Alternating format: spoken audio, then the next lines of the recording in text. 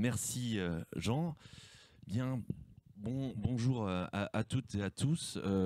J'ai fonctionné à l'économie, hein. Vous m'excuserez d'avoir repris quasiment la structure formelle dans mon diaporama. Il y a toujours des frises, il y a toujours beaucoup de photos et des diapos sans doute trop chargés, mais en 20 minutes, c'est vrai qu'on a tendance à en vouloir trop en dire. Donc, à l'instar des travaux de Karine Erard et Sylvain Ferrez, là, je vais vous présenter aujourd'hui une recherche qui est en cours, puisque j'ai découvert en fait les écrits de Jacques Persson dans le cadre de mon doctorat qui portait, je vous le rappelle, sur les usages du mot plaisir dans les écrits de l'éducation physique. Mais en fait, j'ai été plus loin dans le cadre de ces journées d'études et j'ai vraiment découvert un champ en friche en fait, et donc je m'attache aujourd'hui à rentrer dans cet univers là syndical, professionnel et en faveur d'une autre éducation physique et donc je m'excuse auparavant des travaux qui sont vraiment en préparation. Donc, initialement, j'avais prévu d'intituler cette communication Son nom et personne. Outre le clin d'œil de cinéphile au western spaghetti produit par Sergio Leone, je trouvais que les thématiques de l'identité et la place des acteurs se prêtaient particulièrement bien à l'introduction que je souhaitais faire, notamment à travers ces personnes qui sont un peu hors normes ou comme le nomme Becker, des outsiders, ceux qui ne sont pas dans la doxa, ceux qui sont différents. Et je trouvais que ça s'y prêtait bien. Et en fait, j'ai décidé de changer l'intitulé de ma communication en tombant sur cet écrit là que vous voyez sur la diapo, à savoir les propos d'hérétique, dogmatisme et pilori en éducation physique, lettre ouverte aux enseignants d'EPS. Et donc ça, cet écrit-là m'a interpellé dans son titre, dans sa formulation. C'est un écrit qui est référencé dans le SUDOC, donc vous pouvez le trouver dans deux bibliothèques universitaires, de mémoire à Lyon et à Strasbourg, je crois. Et sinon, à la FFEPGV, à Montreuil, il est référencé. Mais ce titre m'interpelle parce que cette question-là de l'hérétique est intéressant. Si le premier sens en fait du terme hérétique est teinté par une dimension religieuse, le deuxième sens, lui, fait référence à quelque chose de contraire à ce qui est couramment admis. Et là, on voit bien que Jacques Persson se place en porte-à-faux par rapport à ce qui est couramment admis. Parce que dans son titre, ce ne sont pas des propos hérétiques, mais bien des propos d'hérétiques. Et là, la nuance, elle me semble intéressante à souligner, c'est-à-dire que Jacques Persson se considère en quelque sorte comme un hérétique. Il s'étiquette, en fait, si vous voulez, comme un hérétique par rapport à ce qui se dit, par rapport à ce qui se fait dans le cadre de l'éducation physique. Et l'expression à contre-courant, donc qui fait partie du titre, c'est, si vous lisez par exemple l'ouvrage de Jean Zoro, coordonné par Jean Zoro, Images de 150 ans d'EPS, Jacques Persson fait partie des auteurs qui sont catégorisés comme étant à contre-courant. D'accord ? Et ça, c'est intéressant parce que cette catégorisation, elle se fait également avec des auteurs comme Jean-Marie Brome, comme Claude Pujade-Renaud, comme Jean Le Boulch. Sur les deux éditions, ces auteurs-là qui sont classés à contre-courant, eh bien, ça donne un melting pot comme ça d'auteurs qui, en fait, sont très différents les uns des autres et qui méritent qu'on les différencie et qu'on les place sur l'échiquier entre guillemets de l'éducation physique. Donc Jacques Persson est surtout connu dans le champ pour être l'initiateur de la tendance du manifeste. D'ailleurs, dans les copies, pour celles et ceux qui en parlent, c'est comme ça qu'il est identifié, de la même façon que Claude Pujade-Renaud est identifié comme, ou associé en tout cas comme quelqu'un qui a travaillé sur l'expression corporelle, mais au-delà de ces entrefaites, ça ne va pas beaucoup plus loin que ça. par rapport à Jacques Persson, pour aller un peu au-delà de ça, moi j'ai envie de dire qu'il est un peu coincé entre deux leaders, deux chefs d'école que sont Jean Le Boulch et Jean-Marie Brome. Alors sans doute que Blaise vous parlera sûrement plus et mieux de Jean Le Boulch que moi, mais en tout cas, moi ce que j'ai perçu, c'est qu'il était comme pris en étau entre ces deux acteurs-là. Et de fait, Jacques Persson est entre guillemets en quelque sorte oublié. Juste une anecdote très rapide pour vous situer en fait cette occultation-là. Quand Marcel Berge raconte dans l'ouvrage coordonné par Gérard Couturier, pardon, et qu'il évoque la création de la tendance du manifeste, Marcel Berge dit, je cite, « Mais il y avait aussi dans le SNEP une troisième tendance à cette époque, donc il parle des années 60, à cette époque-là, qui s'intitulait la tendance du manifeste, conduite par Jean Le Boulch et qui comprenait également Jean-Marie Brome. » Donc il occulte très nettement et de manière très significative la personne de Jacques Persson, sans jeu de mots, excusez-moi. Et j'avais dit que je ne la ferais pas, mais au final je l'ai faite quand même. Et donc Jacques Persson est occulté, et donc je pense que c'est important de revenir sur ses travaux.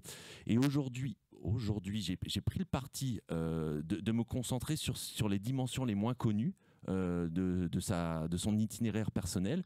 Et donc j'ai essayé de questionner en fait cet autre sport qu'il proposait, alors au sein de la tendance du manifeste, mais également après dans des réseaux différents. Et donc à l'instar de ce qu'ont pu faire Michael Hier et Johan sur Robert Méran et sur Jean Le Tessier, c'est vraiment la face un peu cachée de l'itinéraire professionnel de Jacques Persson que je vais vous présenter aujourd'hui. Et je pense qu'étudier le parcours de Jacques Persson permet de mettre à jour des tensions, des débats qui apparaissent dans différentes sphères, à la fois syndicales, associatives, mais qui interrogent surtout la déontologie du métier à travers cet autre sport qui est pensé. Donc, mon intervention va être organisée en quatre points, comme hier. À travers une introduction très rapide, je vais contextualiser son itinéraire. Je vais préciser la méthodologie et les sources que j'ai pu recueillir. En l'état actuel de la recherche, je ne parle pas de résultats, mais plutôt de pistes que je vais investiguer. La première piste que je vais vous présenter, mais de manière très rapide, c'est le passage du spécialiste de basketball à la création de la tendance du manifeste. Et puis, je vais développer de manière un peu plus longue son engagement en faveur d'un autre sport, un sport pour l'enfant, ni record ni médaille. Et donc, je conclurai en insistant sur la déontologie voulue par Jacques Persson. Donc, la frise qui arrive. Jacques Persson a été formé à l'École nationale d'éducation physique et sportive, donc pendant la Seconde Guerre mondiale. Il est juste sur la promotion avant Jean Zorot et avant celle de Robert Méran, mais il est donc formé à l'École nationale. Et tout de suite après la Seconde Guerre mondiale, il entre comme entraîneur à l'INS, donc à l'Institut national des sports, où il va rester une vingtaine d'années. Et il a en parallèle un engagement aussi syndical très fort, dans un premier temps au sein de l'UID, Unité, Indépendance et Démocratie. Et il va y avoir une rupture en 63-64. Alors, j'ai vu des sources qui disaient que c'était à la fin de l'année 63, novembre-décembre, et d'autres qui disaient que c'était plutôt au début de l'année 64, donc ça c'est à vérifier, où il va créer la tendance du manifeste. Je vais bien évidemment vous en parler, mais ce ne sera pas l'objet principal de mon propos. Et à partir des années 70, 75 notamment, il va s'orienter sur une réflexion qui questionne donc un autre sport pour l'enfant, ni record ni médaille.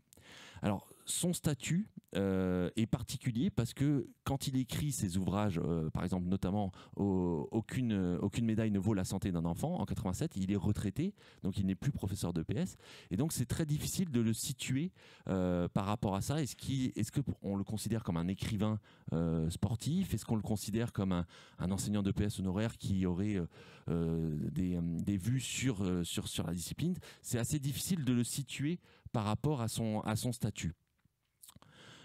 Mon deuxième point, donc au niveau de la méthodologie et du corpus, c'est du classique. J'ai repris les écrits de Jacques Persson. Je je tends vers l'exhaustivité, mais je vais essayer de le faire, mais c'est pas simple. Donc, il a écrit plusieurs ouvrages, des articles dans différentes revues et notamment des bulletins syndicaux. Comme le souligne Michael Attali dans ses travaux de recherche, il est très difficile en fait d'avoir accès notamment aux bulletins syndicaux. Et donc, ce sont des sources qui sont très éparses et très difficiles à récolter. Donc voilà, c'est pour ça que ce travail en cours est assez complexe à présenter. Quand je parle de défrichage, c'est vraiment important. Le point sans doute le plus essentiel et le plus particulier, c'est le dossier que j'ai pu consulter et qui est à la FFEPGV dans le fonds Jean Zoro, que Jacques Persson a communiqué à Jean Zoro justement pour l'ouvrage Images de 150 ans d'EPS, et donc qui comporte des lettres d'échange entre les deux, des manuscrits, des extraits d'articles que Jacques Persson a communiqué et a fourni à Jean Zoro pour justement la double page sur les acteurs à contre-courant. Et puis j'ai commencé à recueillir des témoignages d'acteurs qui ont participé à la mise en place, au développement de la tendance du manifeste, notamment Pierre-Henri Martinet, que j'ai interviewé par téléphone début février, Françoise Lidov, que je vois la semaine prochaine, Guy Bonhomme, avec lequel j'ai pris contact, et Gilles Buxian également, que j'ai pris contact. Alors ils ont accepté, ils ont donné leur accord. Je pense qu'avec Gilles ça va se faire. Guy Bonhomme, ça paraît un peu plus compliqué, mais bon, il y a des témoignages que je vais recueillir et qui pourront étayer et développer les sources entre guillemets plus écrites. Donc j'en arrive sur mes pistes. Il faut savoir que Jacques Persson publie 10 articles dans la revue EPS de 1958 à 1967. 10 articles, c'est un nombre assez conséquent d'articles. Par exemple, Robert Méran, je crois de mémoire, c'est 5 articles en son nom. Donc là, on a un volume quand même assez conséquent et des articles qui sont plutôt des articles de spécialistes. Par exemple, il y a 3 articles qui concernent le joueur pivot dans la revue EPS. Donc, je vous ai mis sur cette diapo en fait que là, on voit que compte tenu de son investissement, compte tenu de sa trajectoire, Jacques Persson là ne peut pas être taxé d'anti-sportif. Il a été entraîneur fédéral de l'équipe de basketball. Il a été investi dans des missions au sein de la fédération. Voilà, il n'est pas anti-sportif. Donc sa première partie de carrière, elle est clairement dans le haut niveau. Donc cette diapo-là, elle me paraît importante pour contextualiser cette imprégnation dans le monde du haut niveau. Je passe vite, parce que ce n'est pas l'objet. Sur la création de la tendance du manifeste, je vais prendre des jalons pour vous contextualiser les événements. Mais je pense que Michael pourra compléter et approfondir vraiment ce moment-là où ce moment de la création de la tendance du manifeste. Pour moi, il y a un événement fondamental, c'est la dénonciation en fait de la collusion par Jacques Persson des dirigeants syndicaux de l'époque, donc Néomé, Charles et Pinault, et il souhaite en fait informer les militants et les syndiqués, pardon, et il veut créer une réunion d'information courant 64 et à la suite de ça il sera exclu définitivement pour diffusion d'informations. Donc ça, c'est un événement marquant dans sa vie et il sera réintégré après un procès symbolique dans lequel les dirigeants, le SNEP sera condamné à 1 franc symbolique et Jacques Persson sera réintégré. Donc de 1964 à 1966, Jacques Persson ne fait plus partie du SNEP et c'est Blaise qui m'a raconté cette anecdote-là. C'est à ce moment-là que Jacques Persson va solliciter Jean Le Boulch pour intégrer la tendance du manifeste et représenter, entre guillemets, une autre voie syndicale. Ça, c'est sur la période vraiment courant de l'année 64. Jacques Persson impulse en fait cette tendance-là, mais il agrège avec lui tout un ensemble de personnes, notamment Guy Bonhomme et Christian Lidov, et par la suite Pierre-Henri Martinet, qui sont tous élèves sessionnaires à l'ENSEP et qui vont en fait adhérer aux propositions et à cette nouvelle tendance en fait qui émerge en 1964. Un deuxième jalon important sur la tendance du manifeste, et Michael le rappelait tout à l'heure, c'est que c'est un ensemble d'acteurs qui, bien que classés à gauche, voire à l'extrême gauche, n'ont pas la même vision et la même conception de l'engagement syndical, des pratiques qui doivent être réalisées en éducation physique. Et donc, il y a bien un acte de sécession au sein de la tendance du manifeste, à partir de 1970, et qui voit le départ de Jean-Marie Brome ou encore de Pierre Laguillaumy vers l'école émancipée. Et là, il y a bien une opposition très nette entre, d'un côté, les antisports, qui sont représentés par l'école émancipée, qui sont contre le sport.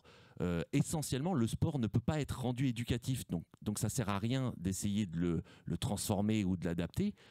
Conceptuellement, le sport n'est pas éducatif, alors que les membres de la tendance du manifeste, eux, militent pour un autre sport, un sport qui ne soit pas que organisé au cours du versant sportif. Et là, je reprends les propos de Georges Vigarello dans la revue Esprit numéro 5, qui est un numéro très, très important dans le champ. Il pose la question: l'éducation corporelle serait-elle exclusivement une éducation sportive? Et en 2006, près de 30 ans plus tard, Michael Attali reprend cette interrogation: l'éducation physique peut-elle être exclusivement sportive? Et je pense que l'adverbe exclusivement, qui est présent dans les deux citations, en fait, est intéressant et positionne bien la tendance du manifeste, entre guillemets, contre cette orientation-là compétitive du sport de haut niveau, du sport compétitif.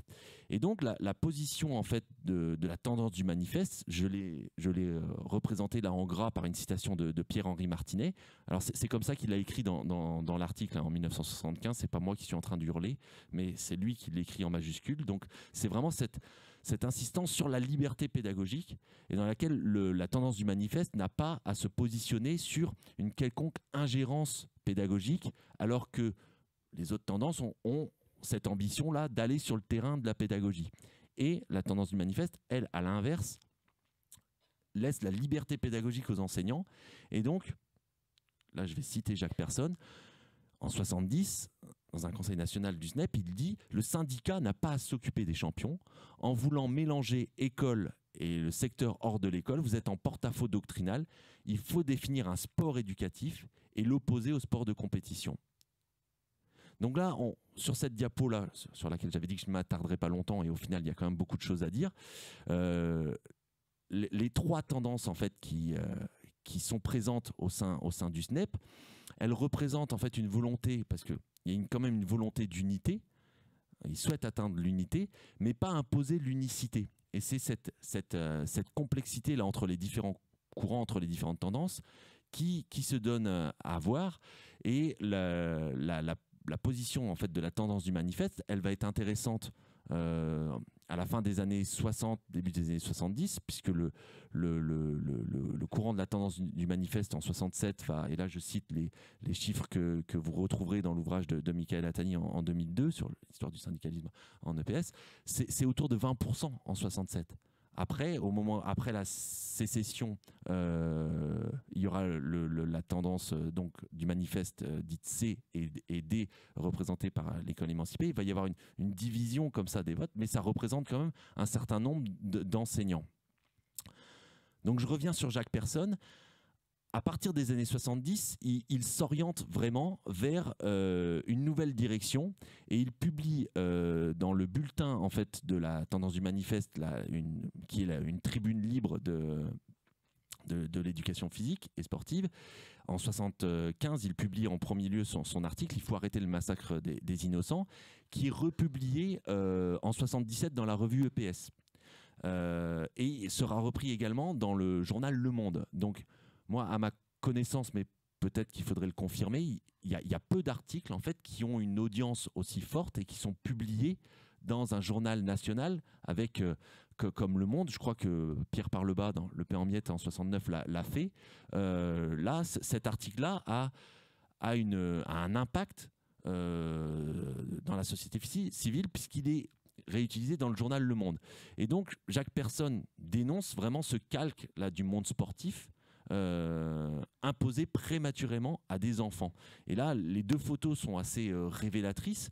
Sur la photo de droite, c'est issu de l'article de Chanon dans la revue EPS publié en 71, et la photo de gauche, c'est celle qui est publiée dans Images de 150 ans dans l'ouvrage de Jean Zorro. Donc on voit bien le surmenage, l'entraînement intensif, et à la fin d'un cross, donc on voit cet athlète là qui s'écroule épuisé, et donc Jacques Persson va s'organiser contre cet entraînement intensif là.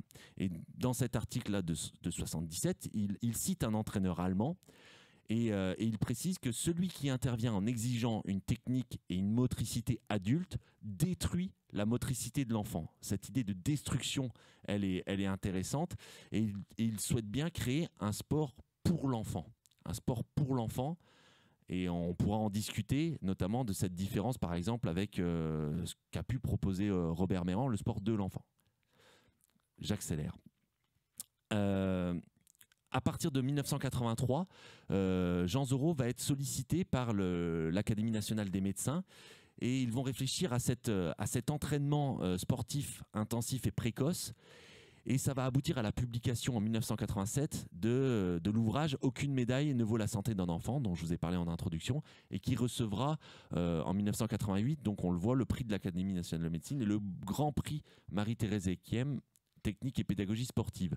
Ce qui est dit dans cet ouvrage, en gros, c'est que la relation entre la santé et la pratique physique, eh bien, commence à être remise en cause. Et là, dans cet ouvrage, il questionne cet entraînement à partir cet entraînement intensif et précoce, voire de plus en plus précoce, et il construit tout un argumentaire pour justement éviter que les enfants fassent des efforts de résistance pour des sujets qui sont non entraînés, éviter la répétition et la standardisation des entraînements.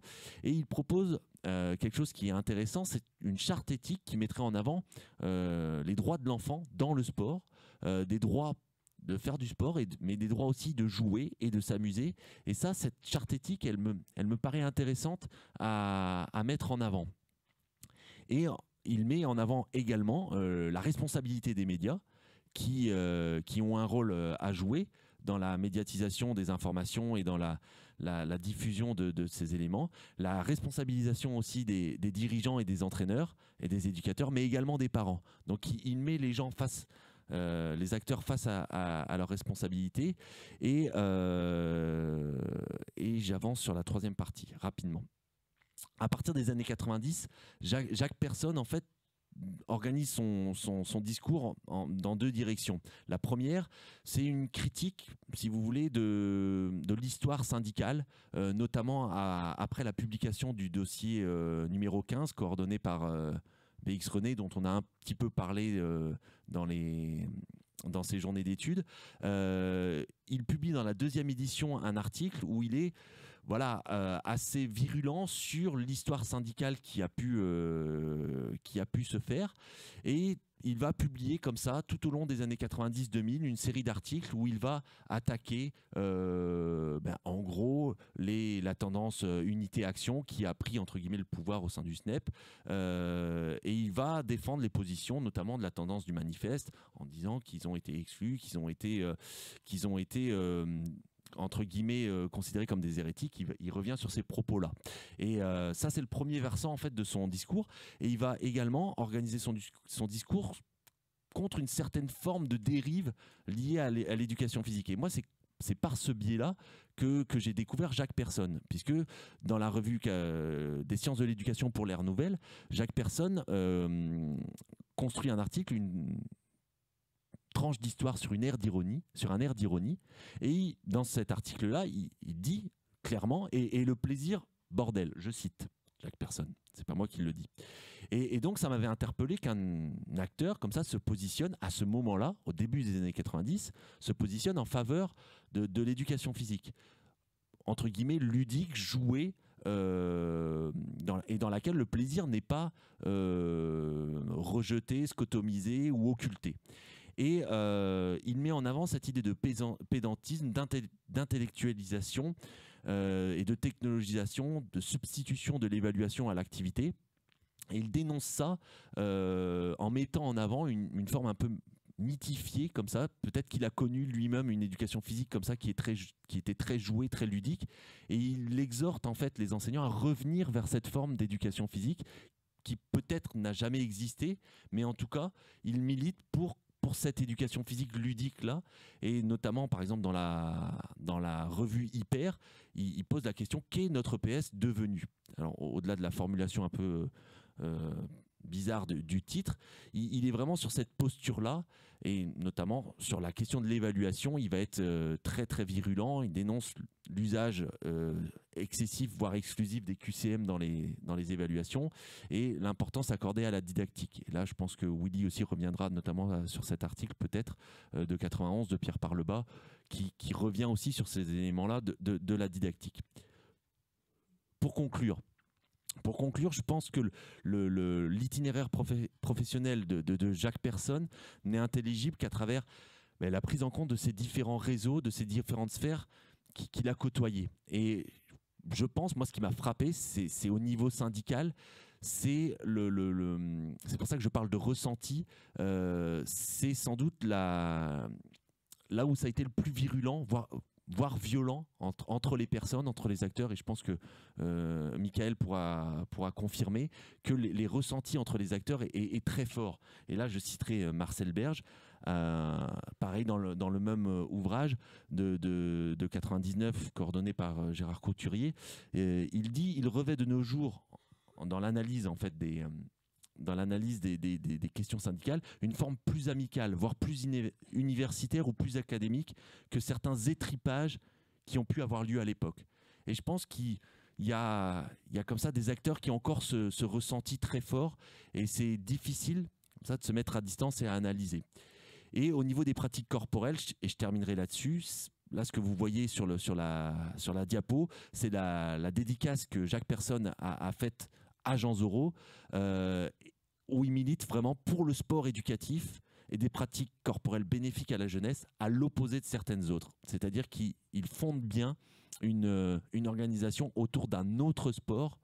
Et je pense que si vous avez des questions, allez sur cette thématique-là, des pratiques. Quelles sont les pratiques corporelles proposées par Jacques Persson? Et là, ça va être intéressant de débattre là-dessus.